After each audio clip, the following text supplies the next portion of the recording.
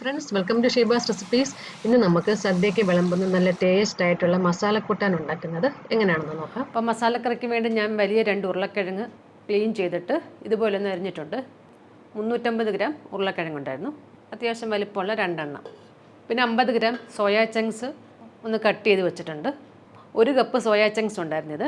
അപ്പോൾ 4 കപ്പ് വെള്ളം വെച്ച് തിളപ്പിച്ചിട്ട് അതിൽ 1 ടീസ്പൂൺ ഉപ്പ് ഇട്ടിട്ട് ഈ സോയാ ചങ്ക്സ് വിട്ട് ഒരു 4-5 മിനിറ്റ് നേരം ഒന്ന് തിളപ്പിച്ചായിരുന്നു. എന്നിട്ട് ആ വെള്ളം ഊറ്റിക്കളഞ്ഞിട്ട് 2-3 പ്രാവശ്യം നോർമൽ വെള്ളത്തിൽ ഒന്ന് കഴുകി പിഴിഞ്ഞ് വെച്ചത് ഇത്. എന്നിട്ട് അത് 2ആയിട്ട് ഞാൻ കട്ട് ചെയ്തിട്ടുണ്ട്. ഇപ്പോൾ നിങ്ങൾക്ക് സോയാ ചങ്ക്സ് ഇഷ്ടമില്ല എന്നുണ്ടെങ്കിൽ ഉരുളക്കിഴങ്ങ് മാത്രമായിട്ടും ഉണ്ടാക്കാം, ഇല്ലെങ്കിൽ കുറച്ച് കോളിഫ്ലവർ എടുക്കാം. പിന്നെ കുറച്ച് ഫ്രോസൺ ഗ്രീൻ പീസ് എടുത്തിട്ടുണ്ട്, 1/2 കപ്പ് ഗ്രീൻ പീസ്. ഇപ്പോൾ ഡ്രൈ ആയിട്ടുള്ള ഗ്രീൻ പീസ് എടുക്കുന്നെങ്കിൽ നിങ്ങൾ നോർമലായിട്ട് നമ്മളത് വേവിക്കത്തില്ലേ, കുതിർത്തിട്ട് ഒന്ന് വേവിച്ചിട്ട് ചേർക്കാം. ഗ്രീൻ പീസ് ചേർക്കണമെന്നും നിർബന്ധമില്ല. അപ്പോൾ ഇത് ഞാൻ കുക്കറിലാണ് വേവിക്കുന്നത്. കുക്കറിലോട്ട് കുറച്ച് വെളിച്ചെണ്ണ ഒഴിച്ചു കൊടുക്കാം. ഒരുപാട് വേണ്ട, ഇത് ജസ്റ്റ് ഒന്ന് വഴറ്റിയെടുക്കാൻ വേണ്ടിയുള്ളത്. ഇതിലോട്ട് ഉരുളക്കിഴങ്ങ് ഇട്ട് കൊടുക്കാം. ഇനി സോയാ ചങ്ക്സ് ഇടാം, ഒന്ന് വഴറ്റി കൊടുക്കാം.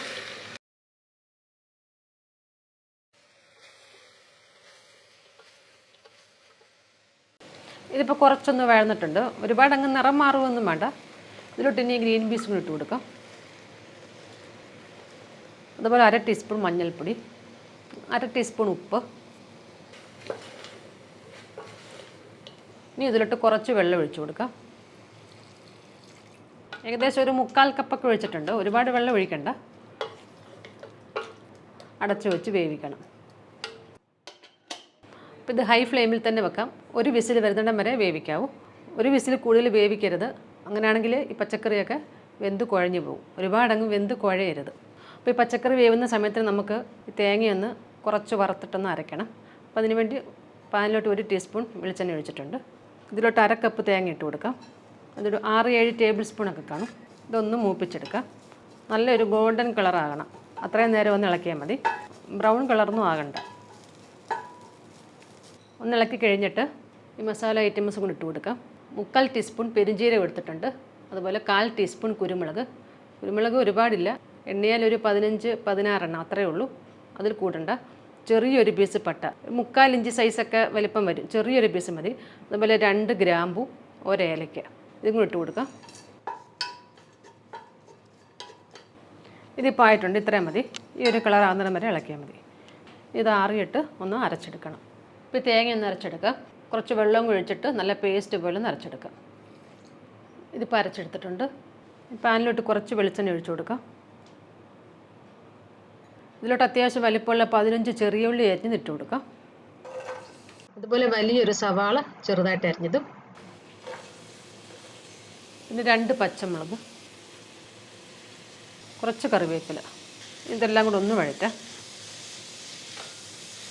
ഇതിപ്പോൾ അത്യാവശ്യം നല്ലതായിട്ട് വഴന്നിട്ടുണ്ട്. ഇനി ഇതിലോട്ട് 1 ടീസ്പൂൺ ഇഞ്ചി ചതച്ചതും 1/2 ടീസ്പൂൺ വെളുത്തുള്ളി ചതച്ചതും ഇട്ട് കൊടുക്കാം. ഇനി ഇതും കൂടെ ചേർത്ത് നല്ലതായിട്ട് വഴറ്റാം. ഇതിൻ്റെ പച്ചമണമൊക്കെ പോകുകയും വേണം. ഉള്ളിയൊക്കെ കുറച്ചും കൂടെ ഒന്ന് നിറം മാറണം, അതുവരെ ഒന്ന് വഴറ്റി കൊടുക്കാം.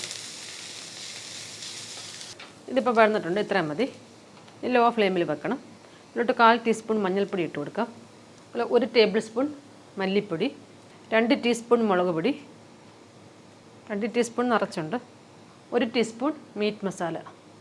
ലോ ഫ്ലെയിമിൽ ഒന്ന് ഇളക്കി കൊടുക്കാം. 1 മിനിറ്റ് നേരം ഒന്ന് ഇളക്കിയാൽ മതി. ഇനി ഇതിലോട്ട് ഈ തക്കാളി അരിഞ്ഞിട്ട് കൊടുക്കാം. മീഡിയം സൈസിലെ 2 തക്കാളി.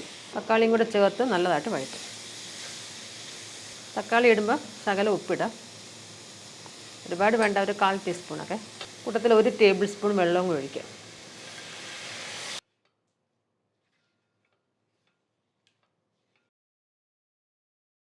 ഇപ്പോൾ ഈ തക്കാളിയൊക്കെ ഒന്ന് വഴന്നിട്ടുണ്ട്. ഇനി ഇതിലോട്ട് നമ്മൾ ഈ വേവിച്ച് വെച്ചേക്കുന്നത് ഇട്ട് കൊടുക്കാം.